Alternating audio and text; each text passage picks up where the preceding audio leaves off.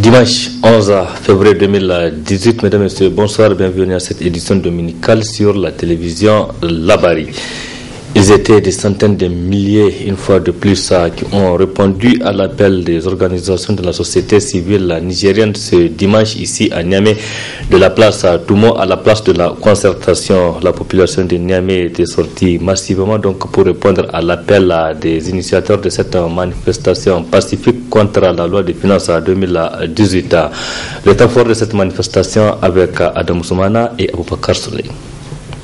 Encore une fois, c'est par une présence massive que la population de la capitale a répondu favorablement à cette troisième journée d'action citoyenne du cadre des acteurs de la société civile contre la loi de finances 2018. Une mobilisation qui atteste de l'adhésion sans faille des concitoyens dans ce noble combat avec une détermination farouche. On est tous affichés par les prétendus démocrates d'hier, devenus aujourd'hui des sinistres affairistes. Nous avons la responsabilité historique de continuer la lutte actuelle jusqu'à la satisfaction de notre juste et légitime revendication qu'est l'abrogation pure et simple de cette loi et de toutes les mesures antisociales et impopulaires contenues dans cette fameuse loi des finances 2018. Car il est proprement inadmissible et inacceptable au moment où le gouvernement accorde des cadeaux fiscaux et des exonérations fantaisistes à des multinationales bien nantis, qu'on institue des impôts et taxes sur des produits, biens et services de première nécessité et que les recettes collectées servent à financer les dépenses de prestige et les emplois fictifs au détriment des services sociaux de base comme la santé et l'éducation. Pendant ce temps, la clique au pouvoir profite de sa position pour amasser des rétro-commissions et orchestrer toutes sortes de raquettes pour se faire de l'argent illicite. Comme il est loisible à chacun de le constater au regard de son train de vie ostentatoire et hors du commun. Conscient de la gravité de la situation, plusieurs couches socio-professionnelles du pays décident d'apporter tout leur soutien à la société civile dans cette lutte. Nous sommes ici parce que la loi concoctée par cette assemblée indigne du peuple nigérien et la majorité des citoyens. Nous saluons tous les travailleurs qui assistent régulièrement à cette marche, à ces marches, et nous les encourageons à continuer dans ce sens. L'Union démocratique des travailleurs du Niger, par ma voix, fidèle à ses habitudes et à ses principes, apporte tout son soutien sans faille à l'appel de la société civile. Nous sommes très fiers, très contents de la population du Niamey qui est sortie massivement pour cette activité. Parce que cette activité, effectivement, est citoyenne. C'est une dénonciation de l'ensemble des choses qui sont en train d'être faites au peuple nigérien, qui sont malheureuses. Donc c'est particulièrement la loi de finances 2018 et c'est la présence des armées étrangères de notre pays. Au vu de la détermination des uns et des autres à mener le combat jusqu'à la satisfaction de leurs revendications et la mobilisation de plus en plus grandissante des populations dans cette lutte, l'on est en droit de se demander pourquoi ceux d'en face restent insensibles aux cris de cœur du peuple, pour le bonheur duquel ils prétendent pourtant agir, en méditer. Justement, Adamou Kaf à présent à l'intérieur du pays, précisément dans la capitale de l'Ader à Tawa. Ils étaient également des centaines de milliers de la population de l'Ader qui a répondu à l'appel des organisateurs de la société, des organisations de la société civile ce dimanche pour pour une grande mobilisation contre la loi des finances 2018. Faisons le point avec nos confrères qui sont au niveau de cette région. La troisième journée d'action citoyenne a aussi eu lieu à Tawa ce 11 février 2018. Comme lors de la précédente journée, la société civile active de Tawa a battu le pavé. Non à la loi des finances 2018, non à la vie chère, non aux députés complices. Tels sont les différents slogans qui ont rythmé cette marche pacifique. Les organisateurs ont dénoncé les différentes mesures antisociales et scélérates contenues dans la loi des finances 2018. Ce budget qui sacrifie les secteurs sociaux au profit de certaines institutions de la République, caractérisées par des dépenses superflues et de prestige, est à combattre, a précisé le porte-parole des manifestants. 1. La création d'une taxe d'habitation que devront désormais payer toutes les personnes disposant d'un compteur relié au réseau d'électricité ou d'un système autonome d'énergie électrique, qu'elles soient propriétaires de maisons, simples locataires ou des personnes qui habitent à titre gratuit. 2. Le rehaussement du taux de l'impôt synthétique de 2 à 5% pour les activités commerciales et de 3 à 7% pour les prestations de services, assorti de la fixation de minima de 60 000 francs pour les commerces et 80 000 francs pour les prestations de services. 3. L'extension de l'assiette de la taxe sur la valeur ajoutée qui sera appliquée désormais au transport routier des marchandises et des voyageurs, aux affaires faites par les commerçants qui se livrent à la commercialisation des produits agricoles après acquisition auprès des producteurs ruraux à travers divers produits, notamment les denrées alimentaires, des intrants agricoles, des fournitures scolaires, jusque-là exonérées. 4. La réévaluation du prix de base de cession des terrains relevant du domaine privé de l'État. 5. L'institution du prélèvement d'un acompte constituant un minimum de perception de l'impôt sur les plus-values de cession immobilière. 6. L'institution de l'apposition d'un droit de timbre de 200 francs sur tout document légalisé sous peine de nullité. 7. La réactualisation et la diminution de certains taux de droit de mutation par décès pour la part nette recueillie par chaque ayant droit. Aussi, les doléances locales émises lors de la deuxième journée ont été réitérées. Parmi ces doléances, on peut citer la réhabilitation de la route du centre de la mère et de l'enfant et l'audit de Tawasakola. Le gouverneur de la région a remercié les organisateurs pour la bonne organisation de cette marche. Les doléances locales seront examinées en présence des représentants de la société civile et celles qui relèvent du niveau national seront transmises à qui de droit, a-t-il précisé. Les prochaines journées d'action citoyenne vont concerner tous les chefs-lieux de département de la région de Tawa. Les citoyens qui ont commencé déjà à sentir les effets de cette loi de finances 2018 se disent plus que jamais déterminés à combattre cette loi. Je vous propose de suivre la réaction d'un habitant de Tawa. Je pense que cette loi des finances d'abord est antisociale.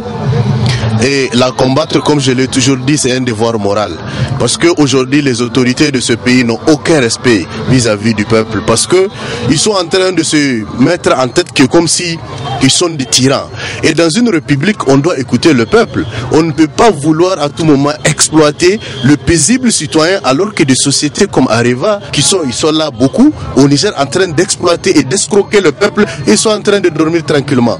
C'est pourquoi nous jugeons cette loi injuste et tout citoyen honnête, responsable, doit combattre cette loi de finances. Parce qu'en son sein, elle contient vraiment des dispositions injustes, antisociales, qui sont contraires à tous les principes fondamentaux de la République du Niger.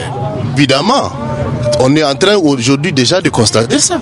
Vous voyez comme ça fait combien de temps les étudiants sont en train de crier il n'y a pas de bourse. Combien de mois de retard de paiement de l'aide sociale. Mais est-ce que le président de la République, le Premier ministre, le président de l'Assemblée a une fois manqué à son indemnité, a une fois manqué à son salaire, a une fois manqué à son fonds politique?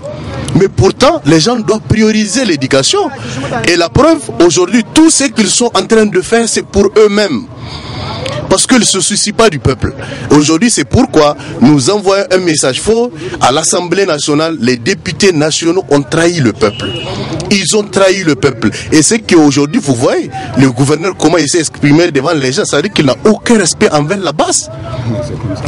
On te pose une question, tu réponds par autre chose. Les gens sont là par rapport à la loi de finances. Et toi, tu parles de autre chose. Ça veut dire que ces gens-là, dans leur tête, ils ne sont pas là pour le peuple. Ils sont là pour défendre soit un parti, soit leurs propres intérêts. C'est pourquoi les uns et les autres, la jeunesse, les vieillards, les commerçants, tout le monde doit se mobiliser contre cette loi de finances parce que ceux qui nous dirigent, ils n'ont aucun intérêt pour ce peuple-là. Ils n'ont aucun intérêt aujourd'hui à créer les conditions pour que les pauvres Nigériens se retrouvent. Il faut qu'on suce le peuple jusqu'au bout pour qu'il ne sera plus en mesure de réfléchir et de poser de véritables revendications. La preuve, c'est qu'aujourd'hui, que ce soit le gouverneur, que ce soit le député, que ce soit le ministre, vous pouvez leur demander, il y a un seul parmi eux qui a un enfant dans un établissement public? Il n'y en a pas. Parmi eux, s'ils sont malades, ils partent au Maroc. Si c'est en France, partout, c'est l'État qui les prend en charge. Mais est-ce qu'ils ont pensé un moment que tous ces services-là, c'est la République qui est en train de leur rendre ça? Donc je pense que c'est le lieu de les interpeller. Le peuple n'est pas un peuple de moutons. Nous sommes un peuple responsable. Et par rapport à cette loi, comme l'avait dit un philosophe, à une loi injuste, nul n'est tenu d'obéir. Et le peuple doit combattre cette loi jusqu'au bout. S'il ne revient pas par rapport à cette loi de finances, le peuple ne doit pas revenir. Et c'est à eux d'assumer les conséquences. À Zander aussi, l'appel des organisations de la société civile de cette région a été entendu ce matin. En effet, la population de Damagaram était sortie massivement pour exprimer aussi son désaccord vis-à-vis de cette loi de finances 2018. À cette occasion, les initiateurs de cette manifestation ont émis une pensée positive aux personnes enlevées en Guelewa par Boko Haram. C'est de la région de Difa. Toujours unis, mobilisés, déterminés et prêts à tous les sacrifices qu'il faut.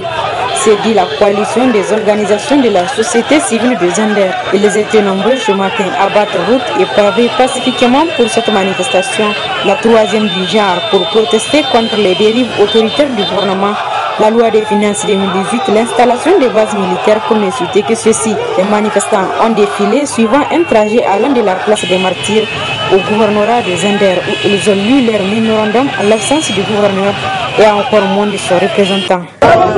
C'est le lieu de rejeter toutes les mesures impopulaires contenues dans la loi de finances 2018 et de demander leur abrogation à travers l'adoption d'une loi rectificative. Une situation politique délétère marquée par une mauvaise gouvernance sans précédent, le détournement des deniers publics, la corruption, le régionalisme, l'opacité de la gestion de la chose publique, l'ethnocentrisme, les violations des droits humains et des libertés publiques. C'est le lieu de s'indigner contre les récentes manœuvres dilatoires de séquestration et des menaces contre les organes des médias indépendants du Niger. C'est aussi l'occasion de dénoncer et de fustiger la recolonisation de notre pays par l'installation militaire de puissances étrangères. Condamner avec véhémence le laxisme du gouvernement qui ne fournit aucun effort pour sauver les 39 femmes enlevées par la secte Boko Haram dans la commune rurale de Ngelewa, dans la région de Difa. De condamner les lynchages des populations civiles, dont les cas les plus éloquents sont ceux du bombardement des populations par un avion non encore identifié à Abadam et des exécutions sommaires perpétrées à Karamga. Nous saisissons également cette opportunité pour déplorer les détournements de l'assistance humanitaire par certains esprits malsains, ainsi que les bradages de fonds destinés à la gestion de la sécurité par certains commandements militaires, paramilitaires et civils en charge de la question. Mesdames et messieurs, chers participants à cette gigantesque action citoyenne, à tous ces problèmes s'ajoute d'une part le non-paiement de la redevance pétrolière au compte des communes et de la région des Zander, le non-règlement des droits à l'expropriation des champs occupés pour cause d'utilité publique dans le cadre de la construction de la SORAS, en violation flagrante de la Constitution et des lois de la République. Les organisations de la société civile réunies autour du cadre de concertation pour une action citoyenne se disent déterminées et engagées pour l'abrogation pure et simple de la loi des Donc voilà pour ce qui est de la journée d'action citoyenne de ce dimanche. La prochaine sortie pour ces mêmes manifestations est prévue pour le 25 février prochain. Direction à présent Agadez qui a accueilli une délégation des ministres, notamment composée du ministre de l'Action humanitaire et celui de l'élevage. Ils ont fait le déplacement pour aller constater les réalisations faites dans cette région par le projet de gestion des risques de catastrophes et de développement urbain PGCRDU. Faisons le point avec nos confrères de la région d'Agadez. La mission ministérielle composée du ministre en charge de l'action humanitaire, Lawan Magadji, et du ministre de l'élevage, Mohamed Boucha, arrivé vendredi dernier à Vite-Mille-le-Cap, samedi 9 février, sur Azel, première étape de visite sur les périmètres maraîchers de la région d'Agadez. La délégation ministérielle, accompagnée du coordonnateur national du projet de gestion des risques de catastrophes et du développement urbain PGRCDU, devait apprécier la progression des travaux dans le cadre du mécanisme de réponse immédiate MRI mis en œuvre par le gouvernement à travers le PGRCDU au profit des maraîchers victimes des inondations de l'hivernage 2016. Des investissements importants en réalisation de fourrage et fourniture de semences et qui sont en train de porter des fruits. C'est-à-dire ce qu'il vient de dire. D'abord, donc, il remercie très sincèrement donc, le gouvernement de la 7e République pour tout l'appui qui leur a été apporté à travers ce projet-là. Donc, il remercie le projet qui a bien voulu donc, appuyer l'État pour le PGRC, donc, qui a bien voulu appuyer l'État dans cette démarche. Et ils ont eu donc des puits, ils ont eu des semences. Ça a eu pour premier résultat de faire que les jeunes qui voulaient aller en exode, qui voulaient partir, ont de quoi s'occuper et sont restés. Et donc par rapport à ça, il remercie très sincèrement le gouvernement pour cette initiative-là. Très satisfait par les résultats sur le terrain, le ministre Lawan Magadji n'a pas caché ses impressions. À la demande du gouvernement, la Banque mondiale a accepté d'intervenir dans les régions d'Agadez et de Tawa suite aux inondations de 2007. Donc nous sommes venus voir concrètement à quel niveau de réalisation, quel niveau d'avancement se trouve la mise en œuvre de ce mécanisme de réponse immédiate. Et Dieu merci, nous avons échangé hier avec les techniciens et aujourd'hui nous sommes venus sur le terrain pour voir les réalisations. Pour ce qui est des ouvrages dans les sites maraîchers, ils sont à près de 82,5%. Pour ce qui est des ouvrages pastoraux, ils sont à peu près à 93,5%. Donc nous pouvons dire que l'état d'avancement est très bon. Il nous reste encore au moins 1 mois et demi pour ce mécanisme qui est un mécanisme qui répond au bout de 10 mois maximum à une urgence suite à une catastrophe. Donc on ne peut que se remercier et ce que nous avons vu nous a convaincus qu'effectivement les choses ont été faites, surtout avec la participation des populations elles-mêmes. C'est un accueil chaleureux que la population a réservé à la délégation ministérielle, marque sans doute d'un enthousiasme et d'un espoir retrouvé. Voilà, et comme chaque dimanche, nous recevons aujourd'hui un invité aussi. Il s'agit de El Hadji Mehdi Ajigana. Il est un acteur de la société civile au titre de la région de Difa. Avec lui, on va parler un peu de la situation sécuritaire au niveau de cette région, 4 ans après les premières attaques de Boko Haram. Bonsoir El Hadji Mehdi. Bonsoir M. Hassan. Et merci d'avoir accepté notre invitation. Merci aussi. Et le temps de parler un peu de vous, on va parler de cette... donc on va directement à la maison des jeunes Diado Sekou de Niamey qui a servi de cadre hier pour un concert d'un rappeur nigérien Mohamed Tijani dit Ahmedi. Un concert qui a drainé un public nombreux. Selon notre reporter, le concert d'art a été parrainé par Salim Zangina. Ismaël Moumouni. Venir écouter les rimes de Hamdi, un artiste talentueux qui s'applique pour le rayonnement de la culture, c'est ce qui a réuni tous ces beaux mondes à la maison des jeunes et de la culture Diado Sekou. Le parrain de cette soirée s'est réjoui de la prestation de ce jeune qui fait de son mieux pour promouvoir la culture nigérienne. la place de choix qu'occupe la culture dans tout développement d'une nation. Donc voici pourquoi nous pensons que aujourd'hui dans cette culture-là, il y a les aspects tels que la musique et notamment le hip-hop qui est une musique de revendication. Et donc cette musique hip-hop là aujourd'hui nos artistes locaux ont su la prendre et l'adapter. Donc et l'adapter un peu à, on va dire à nos mœurs et l'adapter à notre langue. Donc vous avez par exemple des artistes tels que Hamd que nous avons décidé de parrainer, donc qui fait de la trap musique, donc du hip-hop, mais avec notre langue, nos langues maternelles, notamment le Hausa et le Zarma. Donc nous pensons qu'il est essentiel de soutenir ce genre d'artistes-là parce qu'ils font la promotion de la culture nigérienne d'une autre manière. Ensuite, il faut les soutenir aussi parce que simplement, aujourd'hui, c'est ça le patriotisme. Le patriotisme aujourd'hui, c'est soutenir les artistes nigériens. Parce que le consommant nigérien, ce n'est pas seulement sur les produits commerciaux, dans le domaine de l'économie, non. Le consommant nigérien, c'est aussi consommer la culture nigérienne. L'artiste est ravi de l'intérêt que les mélomanes portent à son flot et remercie tous ceux qui l'ont soutenu. C'est un plaisir. Je remercie tout ce beau public qui a effectué le déplacement. Voilà, et franchement, j'en suis content. Je suis vraiment content. Monsieur Salim Zangina, tout ce que je peux dire de lui, c'est un héros. Moi, franchement, c'est mon héros. Et j'en suis vraiment content. J'en suis ravi qu'il soit le parrain de mon événement. Et je suis sûr que ce n'est pas la première collaboration. Ça, c'est la première collaboration, mais ça ne sera pas la dernière collaboration.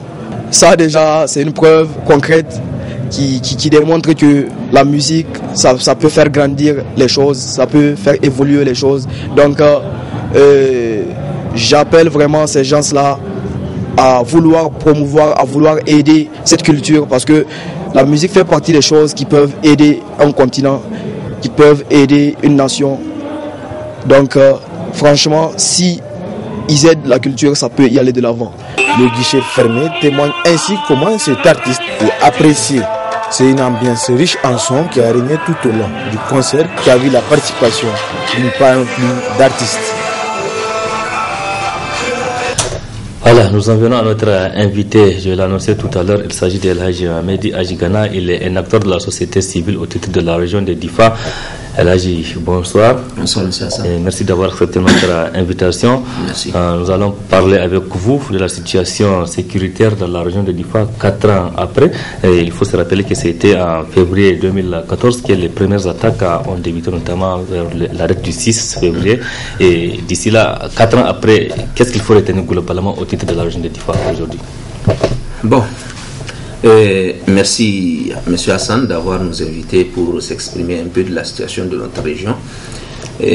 4 ans après, aujourd'hui, la situation est en train de prendre d'autres formes. Parce que avant c'était quoi? Les éléments de secte Boko Haram, ils viennent, ils attaquent le village, ils essaient même de pénétrer. Leur objectif, c'était de prendre la commune urbaine de Difa, le chef-lieu de la région. Ce qui a été difficile pour eux. Aujourd'hui, ils étaient beaucoup affaiblis. Ils étaient même un peu absents dans leur territoire. Mais ces derniers temps, nous avons remarqué leur retour en combattant directement nos FDS partout où ils sont. Ils sont en train d'essayer d'approcher la population, d'encourager même la population et montrer à la population que c'est pas la population qui les intéresse, mais plutôt les FDS. Si vous avez remarqué l'attaque de Chetimari, l'attaque de Tour, donc vous voyez directement ils étaient au camp de FDS. C'est en train de jouer actuellement sur nous, la population. Parce que ce qu'il faut retenir, les gens là, on les a affaiblis en réalité. Et quand ils viennent, ils combattent, ils prennent des armes, ils retournent. Et on ne les voit pas. Aujourd'hui, s'ils arrivent à finir avec nos FDS, quel sera notre sort? Donc c'est ça votre inquiétude. C'est ça notre inquiétude. On va devenir une sorte d'esclave pour ces éléments de Boko Haram. Et ce qu'il faut retenir, notre stratégie de combattre notre FDS et eux, c'est très différent. Nous sommes un État, on agit en tant qu'État. Mais eux, c'est des individus qui se sont regroupés, mal organisés aussi. Mais aujourd'hui, nous, ce qui nous fait mal, dans tout ça, on attend des Nigériens et de certaines de nos autorités que comme si la population n'est pas en train de collaborer. Oui, justement, j'aimerais revenir à ça. Vous, en tant qu'acteur de la société civile, et dans cette épreuve que vous avez imposée Boko Haram depuis 2014, qu'est-ce que vous, en ce qui vous concerne, qu'est-ce que vous avez fait pour essayer de collaborer pour faire face à ces menaces? Et nous, on a collaboré. On a collaboré d'abord en amont. Dès le 6 février, on est en train de jouer un rôle très important. Ce rôle, c'est quoi? C'est de dire à la population, aux citoyens lambda, que notre FDS peut faire l'affaire et de collaborer à 100% afin de neutraliser et éradiquer Boko Haram. C'est ça le rôle que nous, toujours, qu'on est en train de jouer. On est en train de sensibiliser les gens, on est en train de dire aux gens que des fois, ce qui fait un peu peur, les gens disent que les FDS sont en train de courir. Pour nous, la société civile, c'est une stratégie aussi. Pour nous, la société civile. Mais quand même, la société civile de la région, jusqu'à ce jour, jusqu'à toujours, nous animons des débats. On est en train de faire comprendre aux gens que la meilleure des choses, c'est d'implorer Dieu d'abord et collaborer. Oui, donc vous avez collaboré 4 ans durant. Maintenant, vous êtes satisfait de votre collaboration, de ce que vous avez eu à faire pour essayer d'aider à combattre les terroristes? On est satisfait. On est satisfait, nous, parce que tout ce qu'on connaît, la population de la région de Difa, imaginez Hassan, les gens ont pris leur gris-gris pour donner au FDS. Les gens, ils ont dénoncé leur propre fils. Je connais des gens qui ont pris leur fille pour dire qu'elle est complice. Il y a des gens qui ont donné leur enfant pour dire qu'ils sont complices. Il y a des gens qui ont dénoncé leurs voisins. Il y a des gens qui ont dénoncé des étrangers. Et jusque-là, la dénonciation est en train, les gens sont en train de continuer. Donc ça veut dire que nous, on a collaboré et on est en train de collaborer. Et un moment, c'était partout, on priait pour Difa. Mais Difa, depuis l'événement de 6 février, la population est en train de prier, est en train de multiplier sa prière. Donc ça veut dire que la population est en train de collaborer à 100%. À 100%, voire même plus. Oui, donc il y a plusieurs personnes enlevées, notamment en Gréwa, dans la zone de Kablewa. Et à Difa, comment les gens interprètent cet enlèvement de ces personnes? Cette situation, elle est déplorable, elle est regrettable. Parce que les femmes et filles d'Englewa, à Chibok, on en a entendu, ça a été médiatisé, l'État du Nigeria, les partenaires, ils ont mis des moyens afin de retrouver ces filles et femmes. Mais au Niger, c'était pas la même chose. Notre inquiétude, c'était, on ne nous donne même pas des informations par rapport à ces personnes-là. On ne sait même pas quelle était leur situation. C'était qu'à l'arrivée du ministre de l'Intérieur la semaine surpassée à Difa, où il nous a un peu rassuré que les moyens nécessaires ont été déployés sur le terrain, en tout cas pour rechercher et retrouver ces femmes de Nglewa. Cela nous a un peu motivés à se calmer. Quand même, on sait que au niveau du gouvernement, pour une première fois pour nous, ils se sont exprimés en disant que les moyens ont été mis sur le terrain pour rechercher. Quand même, ça nous a un peu calmés. Mais avant, on se pose même des questions. Est-ce que nous, des Difa, est-ce qu'on est des Nigériens? Est-ce qu'on est considérés? Parce qu'on ne peut pas comprendre une journée, on vient une nuit, on enlève plus de 39 personnes. Il n'y a même pas de discours d'encouragement des autorités. C'est ça ce qui nous a fait mal. Et aussi, c'est vrai, le gouverneur au titre de la région, il était sur le terrain. Nous, on s'attendait même à la descente du président de la République sur le terrain pour encourager la famille, encourager la région. Si comme ça, des individus, des voyous vont venir chercher des gens en ville, les autorités, quand même on sait que c'est difficile de les retrouver. C'est une stratégie. Mais quand même nous, on doit nous renforcer, on doit nous donner le courage Et on doit partager l'information avec nous, afin que la famille de ces gens-là puisse se calmer. Parce que au début, on ne se sentait pas considéré même. Les gens se posent des questions. Est-ce qu'on est des Nigériens? Pourquoi c'est calme? Pourquoi? Donc vous voyez, c'était ça. Mais la semaine surpassée, on a eu une rassurance que les moyens ont été déployés sur le terrain. Donc on attend le résultat. Mais quand même, toujours, on est en train de lutter par rapport aux femmes de Guléwa.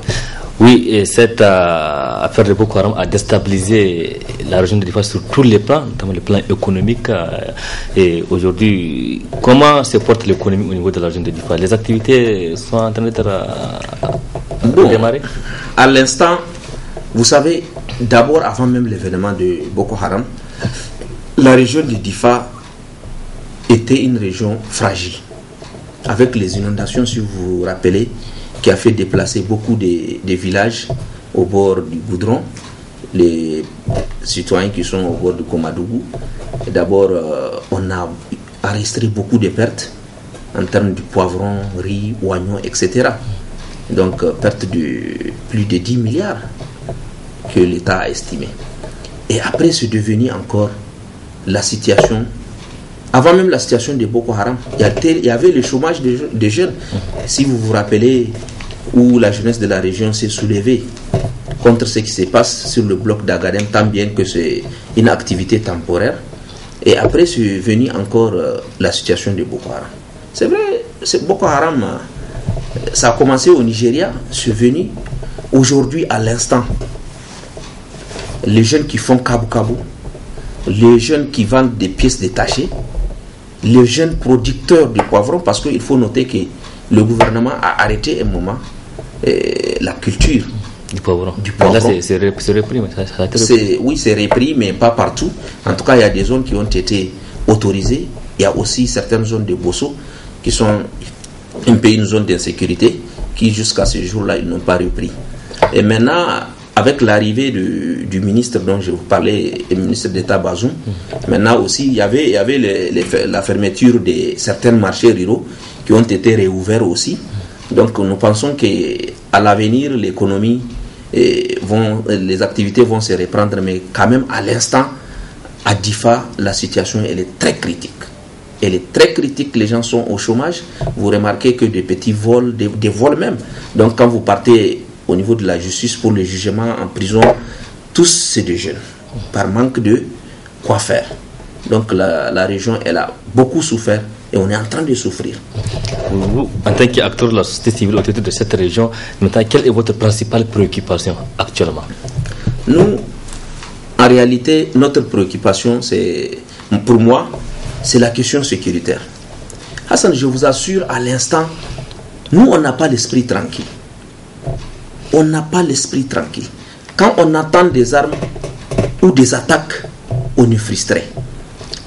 Il y a beaucoup de gens aujourd'hui, leurs véhicules sont pleins parce qu'ils ne savent pas qu'est-ce qui peut se passer.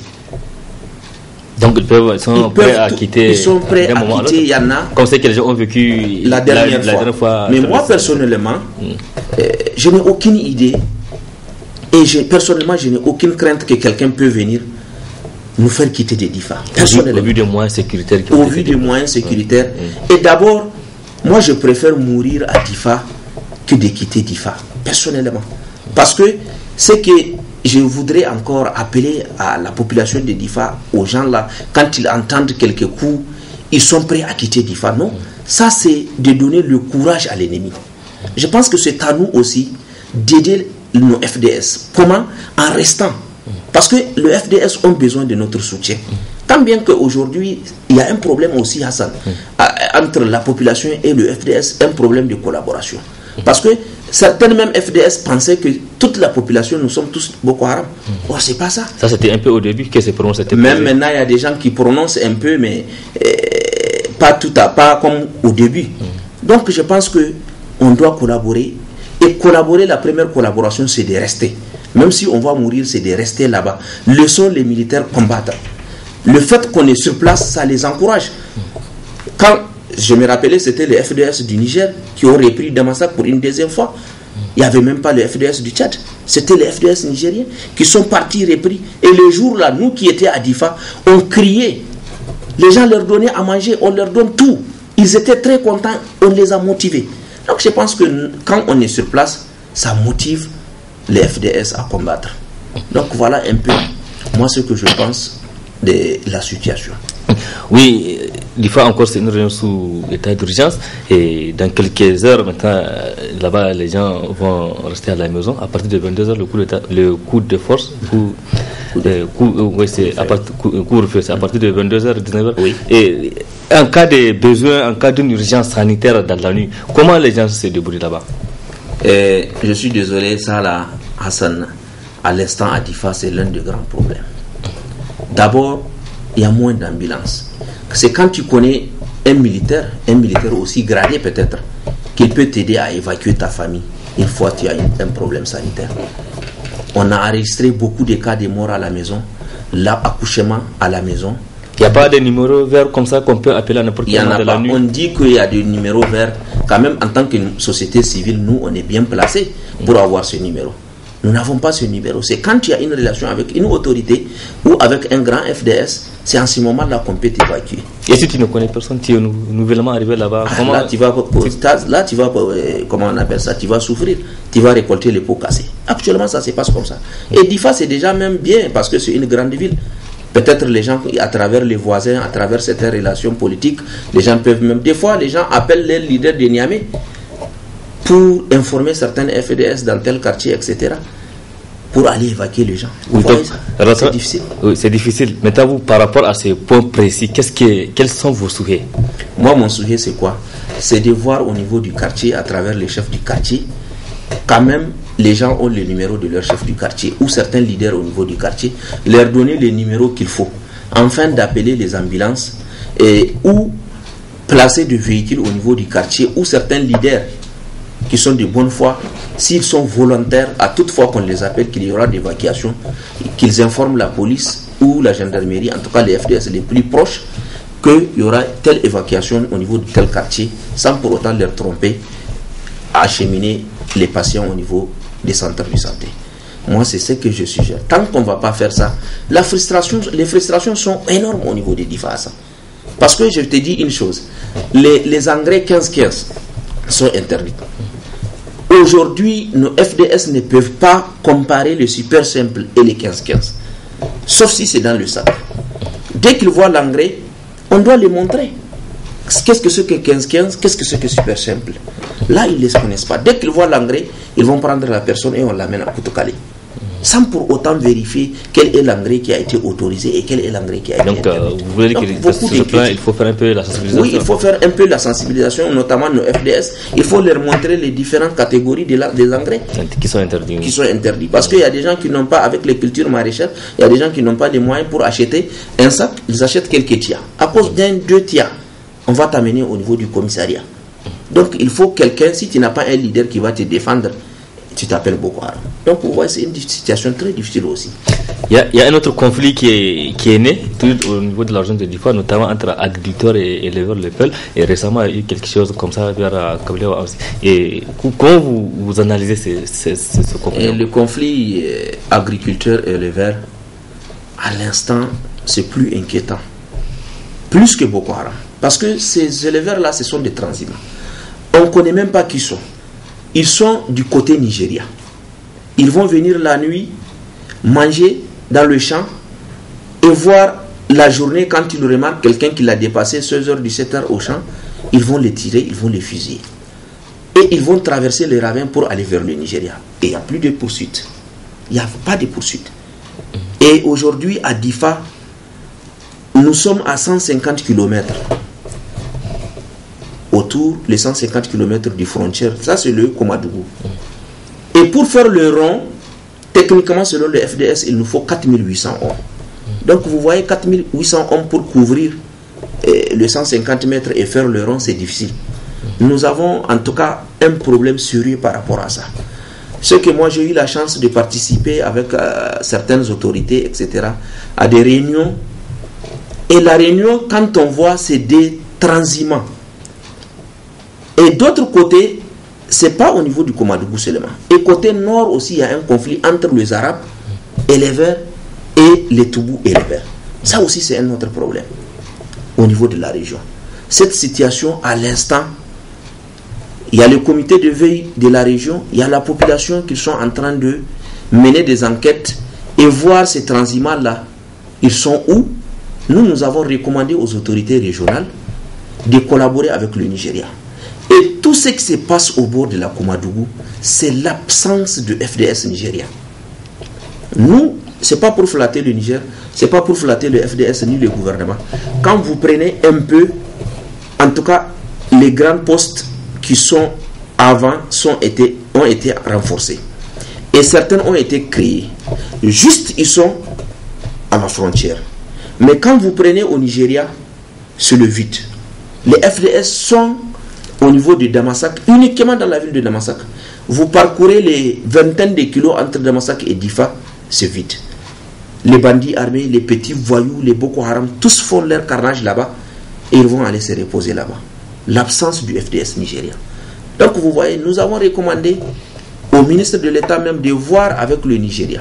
Parce qu'on ne peut pas toujours, nous, les gens viennent dans notre pays, ils font du dégât, juste à 30 mètres, ils vont aller se cacher. Et en diplomatie, nous n'avons pas le droit d'intervenir sans autorisation. Et vous savez, les autorisations administratives, ça prend du temps. C'est un peu ça notre problème. Oui, donc parlons un peu des cas des réfugiés ou des déplacés qui sont nombreux là-bas, au niveau de la région, qui sont installés sur plusieurs sites. Quelles sont leurs conditions de vie? Bon, nous en réalité, les réfugiés, on en a marre. Les réfugiés, aujourd'hui, ce sont les barons à Difa. Compte tenu des considérations politiques, compte tenu des considérations de certaines ONG d'urgence. Parce qu'en réalité, nous, l'urgence, là, ça va pour nous. Aujourd'hui, à Difa, dans certaines communes, les réfugiés ont bénéficié même des parcelles gratuites au niveau de certaines communes. Cette fois-ci, dans certaines communes, il y a des retournés aussi qui sont en train d'en bénéficier. Nous sommes pour les retourner parce que ce sont des citoyens nigériens qui sont partis en voulant s'installer ailleurs et qui sont revenus frustrés et ils n'ont rien. Nous sommes d'accord qu'on leur donne un peu là où ils vont s'asseoir. Pour les réfugiés, même hier au niveau du gouvernorat, un cas a été géré parce que les réfugiés aujourd'hui, pas même la population lambda, ils attaquent jusqu'au chef de village. Ils menacent les gens. Vous savez, excusez-moi du terme, les gens du Nigeria et nous avons un comportement très difficile. Et facilement, ils essayent de pénétrer un groupe de gens ou une société. Donc les gens là, à l'instant, dans la région de Difa, à 90% quand vous prenez la population, les gens sont fatigués. On les a donné tout ce qu'on a. C'est vrai, ce sont nos parents. Parce qu'il y a le lieu du mariage et tous nous sommes, on est sur terre des Borno. C'est le blanc qui nous a divisés. Ce sont nos parents, ce sont nos amis, ce sont nos frères. Il y a le lien là, il y a le mariage, etc. Mais ils ont un comportement très difficile. Très difficile. Et nous avons compris que, et là où c'est, hélas, nous, vous savez, à Difa, particulièrement au bord du Koumadougou, les gens ne veulent pas inscrire leurs enfants à l'école. Aujourd'hui, les réfugiés, ils ont leur école. On les apprend l'anglais, le français en même temps, dès les bas âges. Et nous, nos parents n'inscrivaient pas les enfants à l'école. Et il y a beaucoup de réfugiés qui n'ont aucune intention de quitter le pays. Donc, à long terme, ceux-là vont devenir les responsables de cette région, ceux-là vont devenir les responsables de ce pays. Nous ne sommes pas contre, mais quand même, nous voulons assez qu'ils savent s'ils ont des droits, ils ont aussi des devoirs à accomplir. Oui, donc il y a tellement beaucoup de choses à dire au niveau de cette région et le temps nous guette. Et pour un peu finir avec vous, et aujourd'hui, quel est le souhait d'un habitant de la population de Difa? Qu'est-ce que vraiment ces gens veulent? Le souhait d'un habitant de Difa, en réalité, c'est la paix. Parce que vous savez, à 80%, les gens, ils ont donné leur espoir à la terre. Et aujourd'hui, la terre, nous n'avons pas à 100% le droit de la cultiver. Donc les gens, notre souhait, aujourd'hui, hier et demain, c'est la paix. C'est la paix. Quand la paix revient, imaginez au niveau du lac Tchad, le maïs qu'on fait, la pomme de terre qu'on produit, beaucoup de choses. Poisson. Les poissons, etc. Donc vous voyez les pharmacopées traditionnelles au niveau du lac Tchad, toutes ces activités, les poivrons qui emportent au gouvernement, à l'État et à la population, tout ça s'est arrêté. Donc les poissons, etc. Notre souhait c'est la paix. Sans la paix, on ne peut pas gagner. On n'a que ça. Notre richesse c'est la terre et l'élevage. Aujourd'hui nous avons des vaches pourries qui ne peuvent pas vivre là où on est. Il faut une zone humide comme le lac. Ils sont au dehors, les gens sont en train de perdre. Il y a des gens qui ont poussé leurs animaux dans le lac et ils sont absents. Juste pour que ces animaux survivent. Peut-être une question pour finir avec vous, relativement à la loi des finances 2018, avec tous ces bruits autour de cette loi, avec les manifestations aujourd'hui un peu partout ici à Niamey et à l'intérieur du pays, et au niveau de l'argent de l'IFA, comment vous analysez, Nous, la loi des finances, on pensait que dès qu'elle sera adoptée et appliquée aux Nigériens, vu la fragilité de notre région, on pensait que nous, la région de Difa, on va nous laisser jusqu'à le retour de la paix. Parce que regardez la situation dans laquelle nous sommes. Et qu'on dise que la loi des finances là, qu'elle est critiquée par chacun des Nigériens, elle est appliquée aux gens de Difa. C'est vrai, elle est nationale, mais on pensait que le gouvernement va faire une exception pour notre région, vu notre fragilité. Donc vous voyez, la loi des finances, elle n'est pas la bienvenue pour nous les gens de Difa, parce que nous savons la situation de l'inondation, du chômage des jeunes, du histoire de Boko Haram. Aujourd'hui, nous sommes au conflit éleveur-agriculteur, le problème foncier. On pensait qu'à Difa, les activités sont diminuées à plus de 80%. Les gens cherchent juste à manger. Donc, on pensait que ça sera une exception, ça n'a pas été le cas. Mais nous demandons au gouvernement de faire l'exception vraiment à la région de Difa et une partie aussi des Tillabéri qui sont en train de subir presque la même situation que nous. Merci Alain Mehdi Adjigana. Je rappelle que vous êtes un acteur de la société civile autorité de la région de Difa. On a un peu fait le point avec le point sécuritaire, donc 4 ans après les premières attaques de Boko Haram au niveau de cette région de Difa. Merci d'avoir accepté notre invitation. Merci à ça. Et c'est la fin de cette édition, mesdames et messieurs. Merci à vous de l'avoir suivi. Restez en compagnie du programme de la télévision Labari et bon début de semaine à toutes et à tous.